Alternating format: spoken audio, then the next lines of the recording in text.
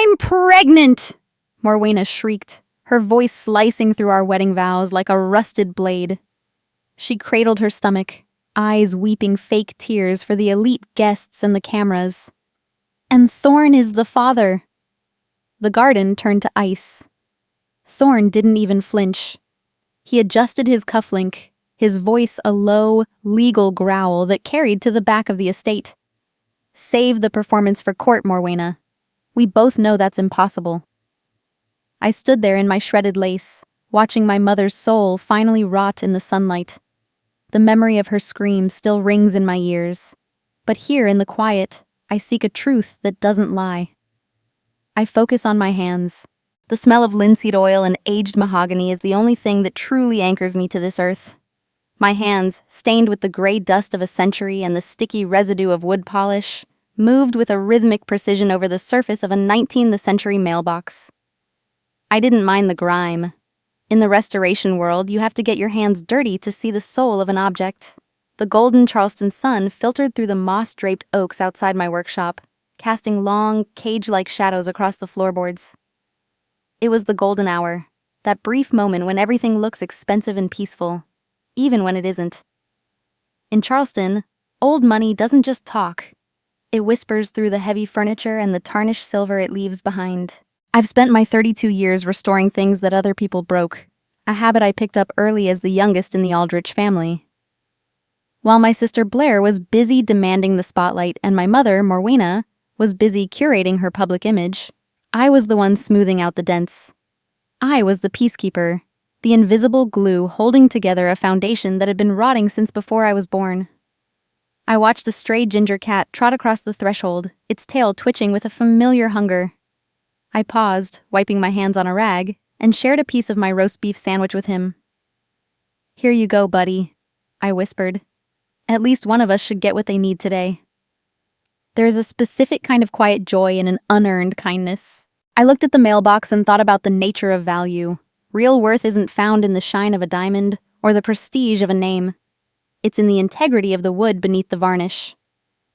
Growth is painful, but nothing is as painful as staying stuck in a place where your presence is treated like a burden. The heavy thud of heels on the workshop ramp shattered the silence. I didn't need to look up to know it was Morwena. Her footsteps had a metronome-like quality, sharp, impatient, and heavy with impending doom.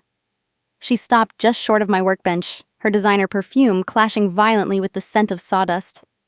She looked at my grease-stained apron with a sneer that she usually reserved for the help. "Still playing with trash, Vada?" she asked, her voice as thin as a razor. "You have a wedding to Thorne in 3 days. The least you could do is pretend to have some dignity." She began her usual routine, a masterclass in the subtle art of gaslighting. She suggested that Thorne, a man of his stature, was only marrying me out of a sense of pity for our family. She called me plain, a background character who should be grateful for the Aldrich name. I kept my eyes on the mahogany, my heart steady. I've learned that a person's character is like a fence. It's either built to protect or to exclude. I wasn't going to let her in. "Mother," I said, my voice low and steady, "I'm choosing to protect my peace. Thorne loves the woman I am, not the image you want me to be." She huffed, a sound of pure exasperation, and turned on her heel. As she slammed the workshop door, the vibration caused my heavy brass chisel to slip from the bench. It struck the bottom of the mailbox with a hollow, metallic clack. I frowned, reaching inside to retrieve the tool, but my fingers brushed against something that shouldn't have been there. A false back.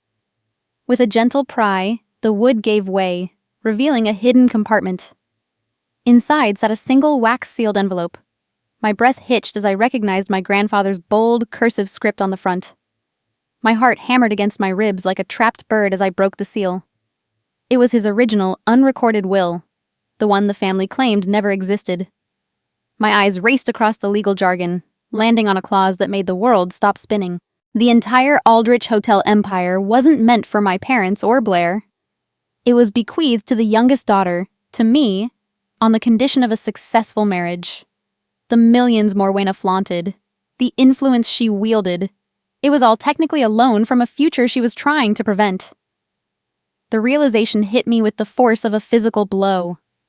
Morwena's hatred wasn't just personality-based, it was a desperate, calculated financial maneuver. She wasn't just trying to ruin my wedding out of spite, she was trying to sabotage the legal trigger that would strip her of everything. Every insult, every attempt to make me feel small, was an effort to keep me from the altar. She knew that if I married Thorne, her reign ended. I looked at the document, the ink as dark as a secret kept too long. I know the South Carolina probate laws. They are as rigid as the social circles in this city. If I can complete that ceremony without a hitch, the power dynamic of this family will flip overnight. I felt a cold, clear sense of duty wash over me. I wasn't interested in revenge, but I was suddenly very interested in justice. I decided right then to keep this a secret, even from Thorne. Our union had to be built on something real, not a battle over a dead man's gold. The best revenge, I suppose, is to be unlike the person who hurt you. I picked up the phone and called Thorne. When he answered, the warmth in his voice felt like a shield. We didn't talk about my mother's latest sting or the wedding stress. We talked about the house we wanted to buy and the life we were going to build. He was my hope anchor, the only thing keeping me grounded as the storm clouds gathered over the Magnolia estate. I carefully tucked the will into the hidden lining of my restoration kit, right next to my finest brushes. I looked out the window one last time as the sun dipped below the horizon, leaving the workshop in a deep, bruising purple. The game of shadows was over. Morwena thought she was the predator, but she didn't realize the prey had just found the key to the cage. Tomorrow, I whispered to the empty room, we finally step into the light. The midnight air in Charleston is heavy, a damp blanket that smells of salt marsh and ancient secrets. I sat on the edge of my old mahogany bed at the Magnolia estate, the wood groaning softly under my weight like an old friend sharing a warning. Boxes of restoration tools, my chisels, my specialized solvents, my fine hair brushes, were stacked like ramparts around me. My wedding gown hung from the armoire, a ghostly white silhouette illuminated by the erratic flicker of a single beeswax candle. It looked less like a garment for a celebration and more like a shroud in this gothic stillness. I ran my thumb over the grain of the bedpost, feeling the familiar texture. I can restore a 200-year-old chair, breathing life back into parched timber and fixing joints that have long since surrendered. But I cannot fix the structural rot in the foundation of the Aldrich family. Peace isn't found in the absence of conflict. It's found in the ability to hold your ground while the storm rages. This room, which should have been a sanctuary, felt like a cage where the bars were made of expectations and disappointment. The door creaked open without the courtesy of a knock. Blair stepped in, her silk robe trailing behind her like a poisonous mist. She didn't look at me. Her eyes went straight to the dress, burning with a mixture of raw longing and sharp envy. Thorne is a man of significant social ambition. Vada, she said, her voice dripping with a casual cruelty she had perfected over decades. A high-powered litigation partner needs a woman who can command a ballroom, not someone who spends her days as a glorified carpenter covered in sawdust. I looked at my sister and felt a sudden, profound wave of pity. She was a prisoner of her own smallness, convinced that someone else's light stole from her own. Blair, I said, my voice steady and low. The sun doesn't lose its radiance just because it chooses to shine on everyone. Thorne's love for me doesn't take a single thing away from you, unless you've already decided that you are worth less than a title. She stiffened, the truth hitting a nerve she usually kept well guarded behind her jewelry. Before she could snap back, the rhythmic click of Morwena's heels announced her arrival. My mother entered carrying a silver tray with 3 delicate porcelain cups. I thought we all needed some calming chamomile, she murmured, though her eyes were as sharp as surgical steel. She began a long, rehearsed lecture on family duty and the sanctity of our public image. She suggested with a faux maternal concern that perhaps the wedding should be postponed. The timing just isn't right for the family, Vada. People are talking. It's better to wait until the air clears. It was a transparent move, a desperate attempt to stop the legal activation of my grandfather's will. In the middle of her critique, an elderly maid named Elena entered to bring extra towels. Her hands, gnarled by years of service, trembled, and a crystal glass slipped from her tray, shattering against the hardwood floor. Morwena's face contorted. She began to berate the woman, her words sharp and demeaning. I stood up immediately, ignoring my mother's glare. I knelt on the floor, picking up the larger shards with my bare hands to spare Elena the task. "It's okay, Elena," I said softly, looking the woman in the eyes. "Accidents are just life's way of reminding us we're human. Don't let a broken glass break your spirit tonight." Elena's eyes welled with gratitude, a small spark of humanity in a room that felt increasingly cold. Once Morwena and Blair finally retreated, satisfied they had planted enough seeds of doubt, I went to check on my handmade lace veil. It was a piece I had spent 3 months meticulously restoring, a delicate web of history and hope. I pulled the drawer open and my heart stopped. The veil was shredded. It lay in hundreds of jagged, intentional pieces, discarded on the floor like old rags. It wasn't an accident. It was a surgical strike against my identity, a message that they could destroy anything I touched. I didn't cry. Tears are for those who still expect mercy. I picked up the lace, my restorer's mind already beginning to work. I saw the jagged edges not as ruin, but as raw material. I could incorporate this damage into a new design, a mosaic veil that would be stronger and more intricate than the original. They wanted to strip me of my spirit, but they forgot that I specialize in making beautiful things out of wreckage. As I began to clear my bedside table to make room for the repair work, I noticed the corner of a white envelope peeking out from under my pillow. I pulled it out. Inside was a medical report and an ultrasound photo. Thorne's name was listed as the putative father, and Morwena was the patient. It looked official. The hospital logo, the digital stamps, the physician's signature. But my eyes are trained to find the flaws in the perfect facade. I noticed a slight, microscopic misalignment in the digital letterhead, the kind of error that only happens in a hasty forgery. Morwena was committing a felony. In South Carolina, forging medical records to commit extortion or fraud is a serious offense, and using Thorne's name as a weapon was a direct violation of HIPAA-protected identities. She was trying to trap him in a scandal so radioactive he would be forced to renegotiate our prenuptial terms or cancel the wedding entirely to save his career. She was playing a high-stakes game, unaware that she was playing against a woman who knew how to spot a fake from a mile away. A surge of cold, analytical clarity washed over me. The truth is a lion. You don't have to defend it. You just have to let it out of the cage. I didn't rush to their rooms to scream.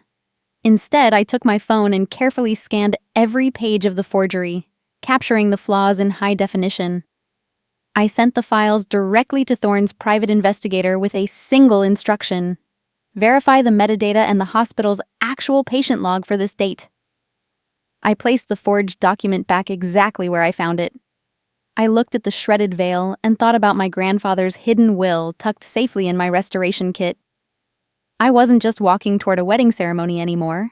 I was walking into a legal and emotional battlefield. The only way to win was to let the enemy believe their trap had already snapped shut around my neck. Would you have the courage to stay silent when you held the match that could burn their whole house down? It's a question I think we all have to ask ourselves eventually. Sometimes the most powerful thing you can do is wait for the right moment to speak. I blew out the candle, the smoke curling into the darkness. The heat of the rising sun tomorrow would be nothing compared to the fire I was carrying. "You wanted a performance, Mother," I whispered into the void of the room. "Tomorrow, I'm going to give you a masterpiece you'll never forget." Vada Aldrich was no longer the invisible daughter. I was the architect of their downfall. The heavy scent of jasmine clung to the humidity of the Charleston afternoon, thick enough to taste. I stood at the edge of the Magnolia Estates garden, the soft strains of a string quartet drifting through the ancient, rime-crusted oaks.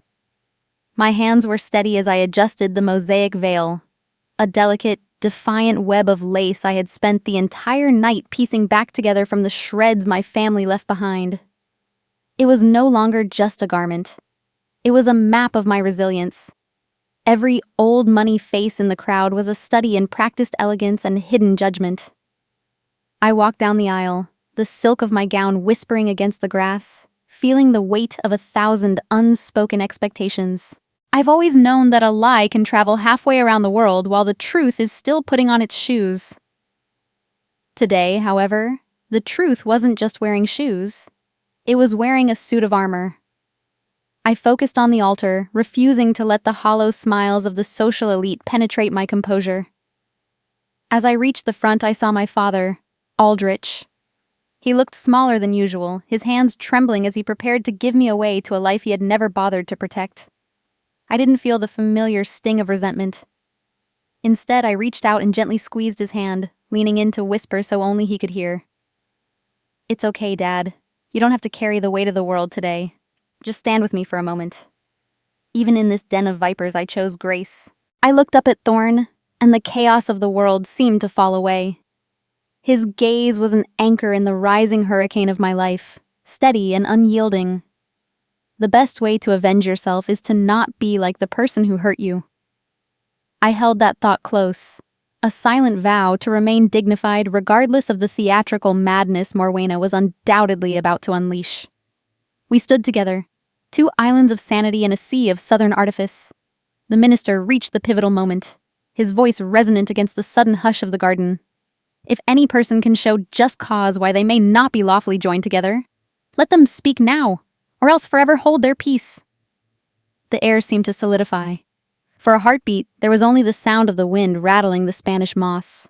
Then, the sound of a chair scraping against stone cut through the silence like a gunshot. Morwena stood up from the front row. She didn't scream. She didn't make a scene in the traditional sense. She let out a calculated, theatrical sob that commanded the attention of every soul present. She cradled her stomach with both hands, her face a masterpiece of manufactured agony as she addressed the horrified crowd. "I cannot let this abomination proceed," she cried, her voice carrying to the very back of the estate. "I am pregnant, and the child I carry belongs to the man standing at that altar, my own son-in-law, Thorne." The music died instantly. The silence that followed was visceral, broken only by the collective gasp of 200 people who had just witnessed a social execution. I stood perfectly still, a silent silhouette behind my mosaic veil. Thorne didn't flinch. His expression remained terrifyingly calm, his jaw set in a line of hard, legal steel. I felt the invisible eyes of Charleston boring into my back, the pitying looks already turning into the cruel whispers that would define my failed marriage. Blair leapt to her feet, playing her role with predatory precision. "Vada, look at the monster you're marrying!" she shouted, her voice shaking with fake indignation. She moved to her mother's side, creating a tableau of victimhood that left me standing alone at the altar. My father remained frozen in his seat, his head bowed in a silence that felt heavier than any accusation. It was the ultimate betrayal. The people who shared my blood were the most willing to spill it for a crown of social relevance. The murmur of the guests grew into a dull roar of scandal. I could feel their verdict. They had already decided I was the unfortunate youngest daughter, the victim of an unspeakable family tragedy. But they didn't know Vada Aldrich. This was never about Thorne's infidelity. It was about Morwena's desperation to stop the legal activation of my grandfather's will. They thought they had destroyed my worth, but they had only revealed their own. Thorne started to step forward, but I raised my hand, a small gesture that carried the weight of absolute command. I reached up and lifted my veil, revealing a face of marble-like composure. I didn't look at the guests. I looked at the horizon, then slowly turned my gaze to the crowd. "A person's character is not defined by the accusations of others," I said, my voice clear and carrying without effort. "It is defined by how they stand when the floor is taken from beneath them." I looked at Morwena, seeing the shamelessness in its purest, most naked form. She expected me to crumble, to flee the garden in a cloud of white silk and tears. I did neither. I turned back to the minister, my eyes cold and focused. "The ceremony isn't over," I said firmly. "It has simply changed its venue. I understood the law better than my mother did. To claim my inheritance, I had to be lawfully joined, and I wasn't going to let her lies serve as a legal impediment." Thorne turned his head toward Morwena, his voice a low, vibrating growl of legal authority. "You've made your statement, Morwena. Now, I suggest you find a very good lawyer because you're going to need one by morning." The threat was quiet, but it carried the finality of a closing door. He turned to me, his hand reaching out to cover mine, and whispered, "Are you ready to finish this, Veda? Sometimes the people who claim to love you are just waiting for the right moment to use you as a stepping stone." I took a breath, the humidity of the garden finally feeling like fuel rather than a burden. "Let's go," I said. We walked away from the altar, leaving the finery of the wedding behind for the cold, fluorescent lights of the family study.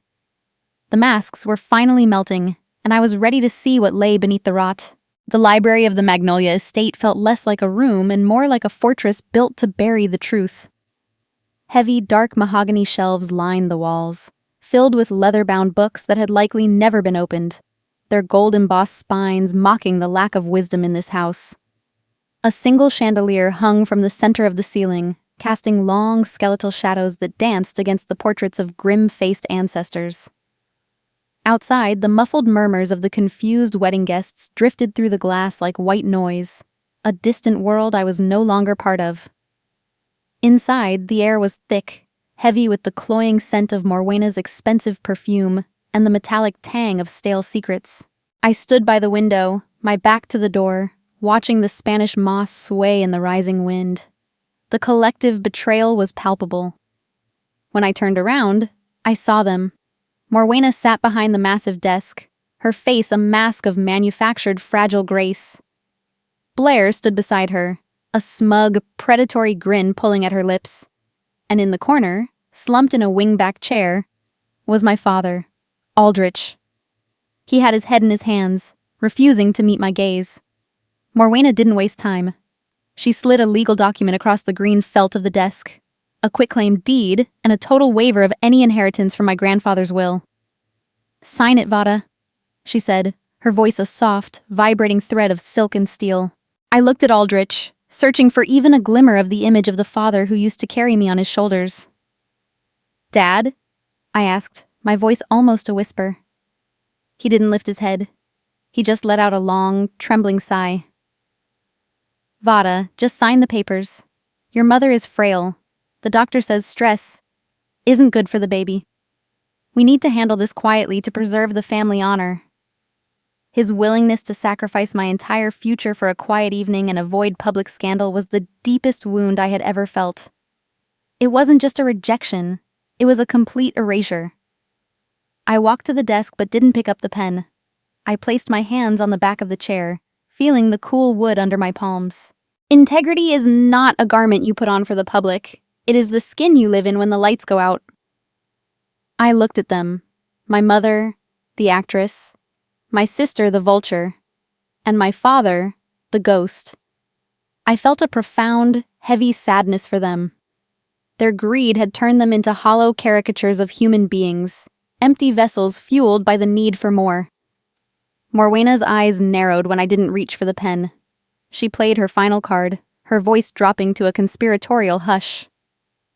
"If you don't sign this right now, Vada, I have a pre-recorded interview ready for the local news. It details Thorne's alleged abuse of power over me. It won't matter what the truth is. In this city, the accusation is enough to kill a career like his. Is his life worth your pride?" This was a textbook case of legal extortion and duress under South Carolina law, a desperate move by a woman who knew she was losing her grip. Despite the roar of blood in my ears, I noticed Aldrich's hands shaking. He looked like he was vibrating apart. I picked up a crystal decanter from the side table and poured him a glass of water, placing it gently in front of him. "Dad," I said, my voice calm and devoid of the anger they expected. "I'm not angry with you for being afraid. I'm just sorry that you've lived in fear of her for so long that you've forgotten what the truth sounds like.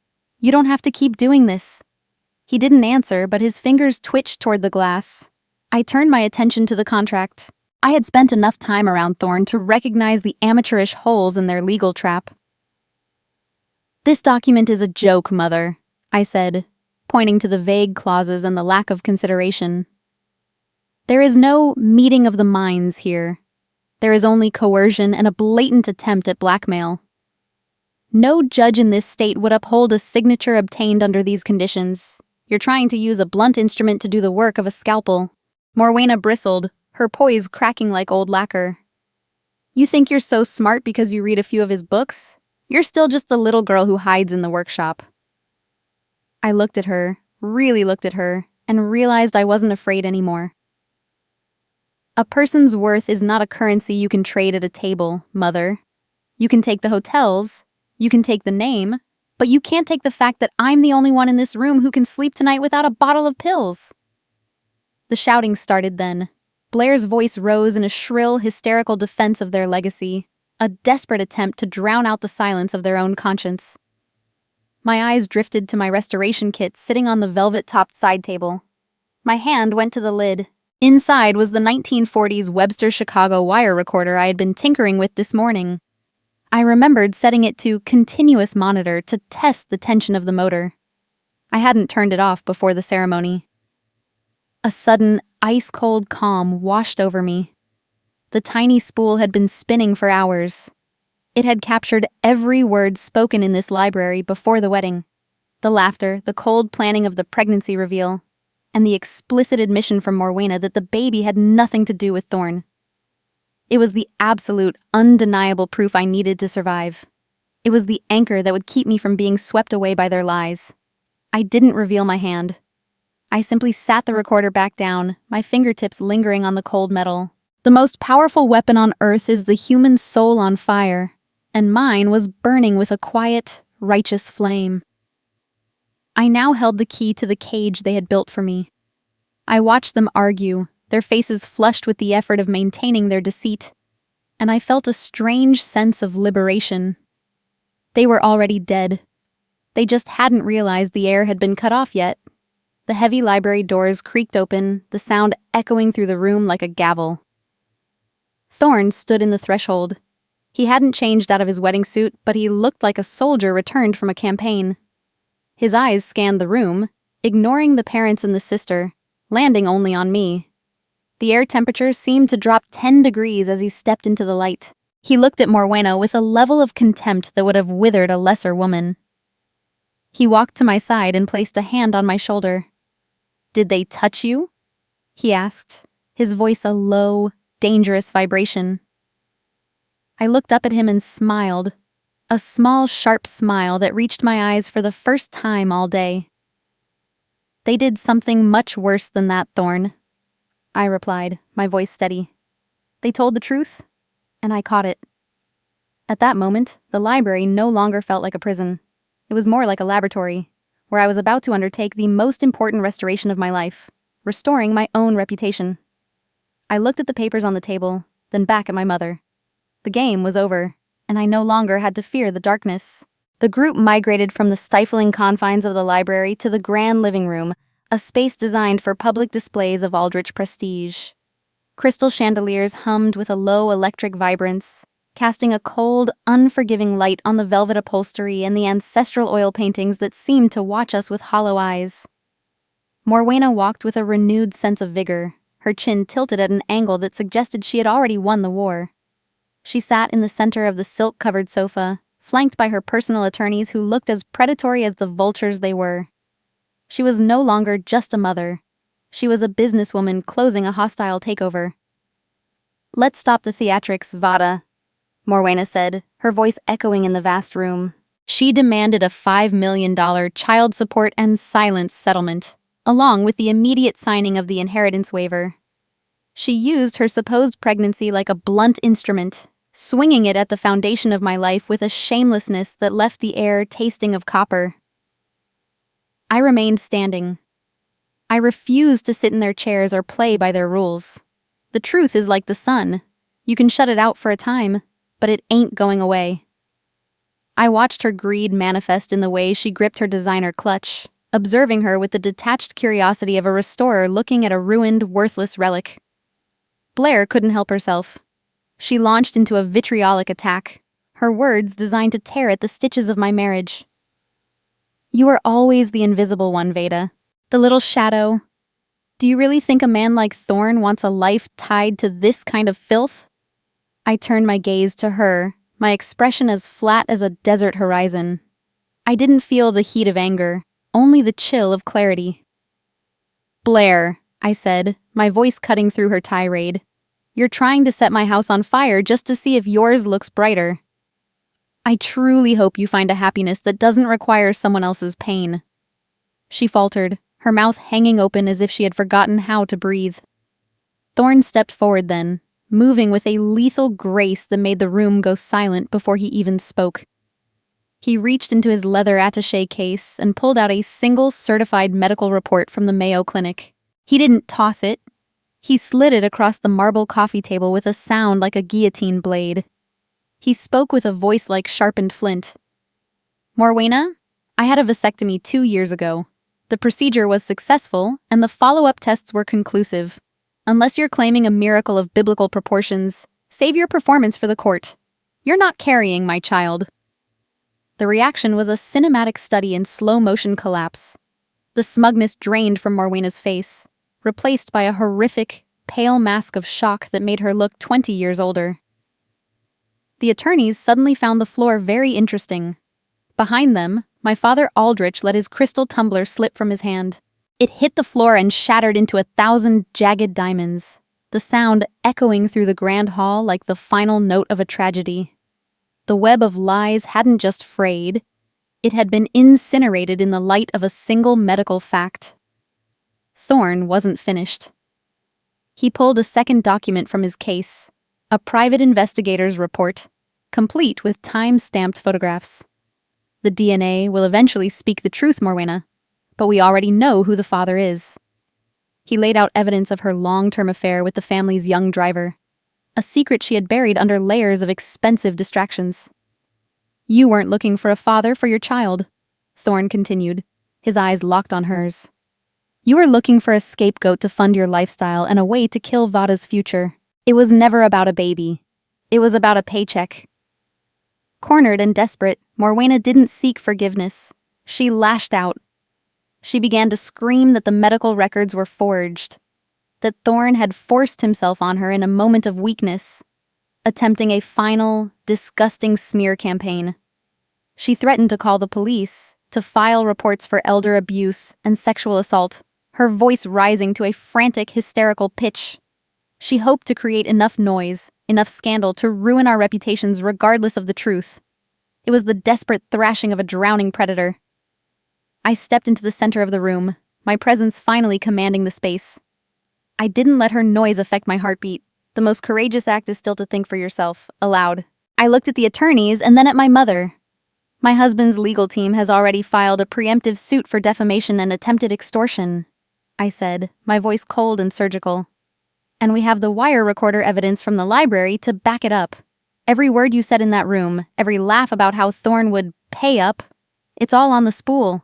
Trust is like a mirror. Once broken, you can glue the pieces back together, but the cracks will always remain." I looked at the woman who gave birth to me and felt utterly empty beyond the weight of my own resolve.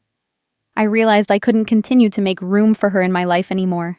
It wasn't an act of hatred or a desire for revenge. It was a matter of self-respect. Ultimately, I restored the most important thing I possessed, my own boundaries. Morwena collapsed into a chair, her theatrical wailing turning into genuine ugly sobs as she realized the gravity of what she had lost. The Aldrich name, the trust funds, the social standing, it was all slipping through her fingers like sand. I turned to the door, my mosaic veil draped over my arm like a discarded skin. I looked at Thorne, who was waiting for me with a look of profound pride. "The show is over inside, Thorne," I said, my voice steady as I headed for the terrace. "Now, it's time to tell the audience the truth." The night air outside the Magnolia estate had turned sharp, carrying the briny scent of the Charleston salt marshes and the metallic warning of a gathering storm. As we emerged onto the wide limestone terrace, the hundreds of wedding guests resembled a sea of confused, whispering shadows. The festive string lights overhead flickered in the rising wind, casting a cold, jittery glow on the scene. I took the microphone from the mahogany podium, feeling its weight, a gavel of my own making. I looked at the crowd, then at the house behind me. Shadows only exist because there is a light somewhere, and tonight, I was turning the lights all the way up. I didn't offer a speech. I didn't beg for understanding. I simply held the wire recorder I had retrieved from the library against the microphone. The clear, digitized voices of Morwena and Blair suddenly flooded the terrace, amplified by the estate's high-end sound system. The air grew deathly still as everyone heard the cold, calculated planning of the pregnancy reveal, the mocking laughter, and the explicit admission of their financial extortion plot. The recording stripped away 30 years of family prestige in less than 5 minutes. It was the sound of a legacy finally being honest. As the guests gasped in audible horror, I stood with a calm dignity that seemed to demand the silence of a courtroom. I didn't look at my mother as a daughter looks at a parent. I looked at her with the surgical clarity of a judge. "A reputation is what people think you are," I said, my voice steady and resonating through the garden. "Character is who you are when the mask falls off. Tonight, Charleston gets to see both. I am no longer interested in being the ghost that haunts your lies." I walked toward my father, Aldrich, who stood near the railing, clutching a stone baluster for support. I reached up and unpinned the Aldrich star from my wedding gown, a diamond-encrusted antique family brooch that had been passed down through 5 generations of women. It was the family's most sacred heirloom, a symbol of the elite lineage I was supposedly lucky to be born into. I placed the cold, heavy metal into his trembling palm. "Dad, you've spent 40 years protecting this piece of jewelry while letting your own family turn to rust," I told him, my heart finally light. "I'm giving it back. I don't need a badge to know who I am." The internal transformation was absolute. To be free is not merely to cast off one's chains, but to live in a way that respects and enhances the freedom of others. I wasn't just leaving a house. I was granting myself the permission I had spent my life waiting for. Behind me, Thorne's voice cut through the murmurs like a legal blade. He announced to the immediate family and their legal representatives that he had already filed an emergency injunction and a temporary restraining order. Morwena's access to the family trust and the charity funds she had embezzled was frozen, effective immediately, pending a full forensic audit. The blitz of justice was swift. While Morwena and Blair were paralyzed by the public exposure of the recording, Thorne's legal team executed a coordinated media release. The evidence of extortion, medical forgery, and financial discrepancies was sent to local authorities and the press. Within minutes, the social narrative flipped. My mother was no longer the wronged matriarch. She was a criminal operative whose shamelessness had finally reached its limit. The very community she lived to impress was now the audience to her downfall. Blair rushed toward me, her face a frantic mask of desperation as she saw the police cruisers pulling into the long, oak-lined driveway. She tried to grab my arm, begging me to stop the madness for the sake of our family name. I looked at her with a sad, final smile and gently pulled away. "Blair, you can't keep a house standing by lying about the termites. I'm not doing this to hurt you. I'm doing this so I never have to lie for you again." I realized then that my kindness had been used as a weapon against me for too long. Setting this boundary was the ultimate act of love. For myself. I witnessed the police approaching Morwena to question her about falsifying medical documents and financial irregularities. The pressure of 30 years of silence was finally released in a torrent of truth. The suffocating burden of childhood, the role of an invisible daughter, and the pressure to be noble all vanished into the damp air of the night. Sometimes, the only way to save the family tree is to cut off the branches that are poisoning the roots. I turned my back on the sirens, the screaming, and the crumbling facade of the Magnolia estate. My mosaic veil, the one I had stitched back together with my own hands, trailed behind me like a battle-worn flag of victory. I looked at Thorne, who stood by the car door, his eyes reflecting a profound, unshakable respect. "The anchors are up, Thorne," I said, my voice the strongest it had ever been. "Are you ready to sail?" We stepped into the car, leaving the wreckage of the Aldrich legacy in the rearview mirror, heading toward the harbor and a dawn that belonged only to us. The morning mist rose off the Cooper River in thick, pearlescent ribbons, obscuring the distant skyline of Charleston. I sat in the historic, wood-paneled courtroom of the Charleston Probate Court, the air smelling of old paper and polished brass. My posture was impeccable, my spine a straight line of hard-earned resolve. Thorne sat beside me, his hand resting near mine, a silent presence of legal and emotional strength. Through the tall windows, I watched the fog begin to lift, a slow unveiling of a world that suddenly felt wider than I had ever imagined. The court-appointed executor stood and began the final reading. The atmosphere was heavy with the weight of justice finally finding its way home. He verified the authenticity of my grandfather's hidden will, the document I had pulled from the shadows of that mahogany mailbox. Because our marriage had been legally solemnized before the interruption, the court ruled that every condition of the inheritance had been met. The hotel empire and the family trust were officially transferred to me. I sat there, Vada Aldrich, now the steward of a legacy that had once been used to keep me invisible. I thought about the nature of inheritance as the gavel fell with a final, echoing thud. Success isn't about how much you have, it's about how much you can give away without losing yourself. My grandfather left me buildings, but Thorne gave me the strength to stand tall enough to claim them. I looked at the legal papers in my lap and felt no surge of greed. I felt only the quiet, cold clarity of a restorer. This power was not a trophy for revenge.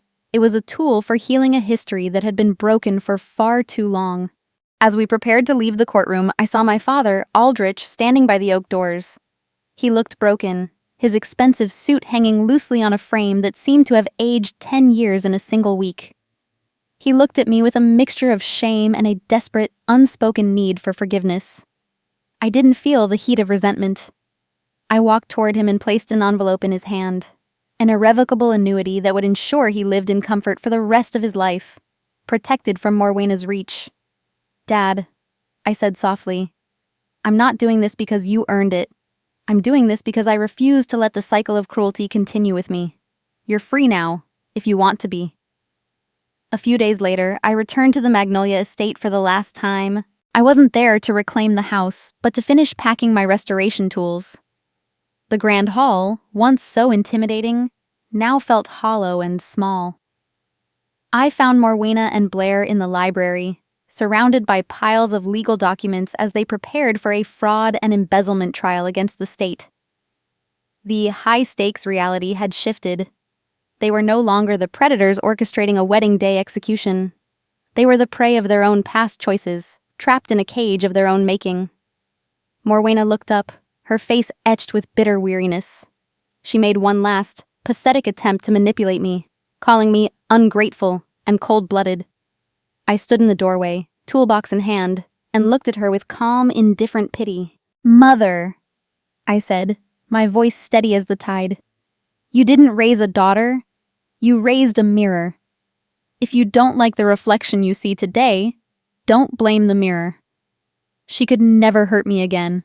Her words had lost their sharpness because I had stopped believing the lies they were made of. I revealed my first act as the new head of the Aldrich Trust. I was converting the Magnolia estate into a public center for historical restoration and a high-security shelter for women. I looked at Blair, whose eyes were wide with a frantic, selfish fear. "You always wanted the spotlight, Blair," I said. "And now the whole world can see exactly what happens when you build a life on a foundation of lies.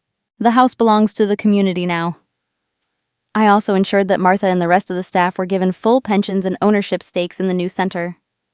The best revenge is to live well and do good for those who were overlooked.